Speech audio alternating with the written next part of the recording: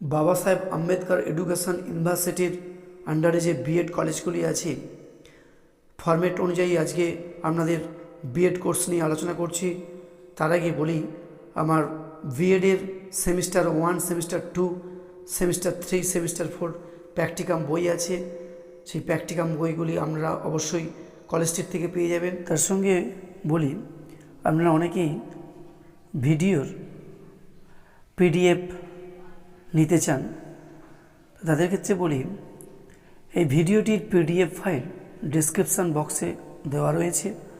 PDF ফাইলটির password ভিডিওর মধ্যে রয়েছে, আপনারা ভিডিওটি দেখুন।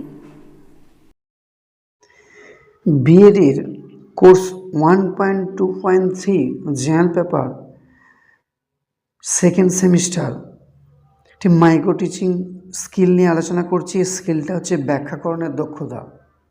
কিন্তু যেহেতু জেনারেল পেপার, সেই জন্য এখানে প্রতিটা স্টুডেন্টের নিজস্ব সাবজেক্ট অনুসারে বেছে নিতে হবে।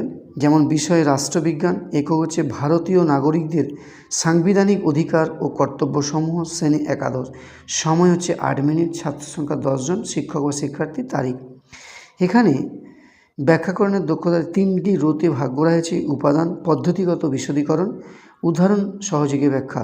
এই পদ্ধতিকরণ বিশদীকরণ এখানে কিন্তু কোনো চেঞ্জ হবে না, সবাইয়েরই একই লেখা হবে। উদাহরণ সহযোগী ব্যাখ্যাতেই শুধু লিখতে হবে। উপাদান কি আছে? প্রাসঙ্গিক উদাহরণসমূহ। যে টপিকটা নিয়ে আলোচনা করছেন শিক্ষক বা শিক্ষিকা, এখানে শিক্ষক বা শিক্ষিকা বলতে ট্রেনি টিচার যিনি বিএড করছেন, তিনি কি করবেন? অবশ্যই তো প্রাসঙ্গিক থাকবে, সেই অনুপাতে কিন্তু তিনি উদাহরণ সহযোগে ব্যাখ্যা করবেন।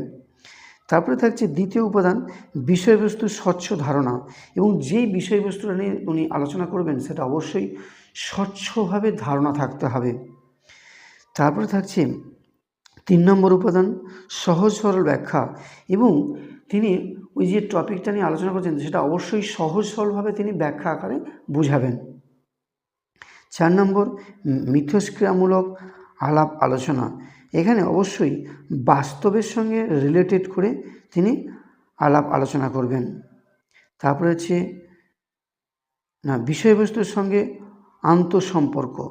এখনকার বাস্তবে কী কী চলছে বা কী কী তুলে ধরা হচ্ছে, সেইগুলো এই সাবজেক্টের সঙ্গে কতটা রিলেটেড, আন্তঃসম্পর্ক বা অন্তঃসম্পর্ক, ইন্টার রিলেটেড, সেটা কিন্তু এখানে তুলে ধরতে হবে।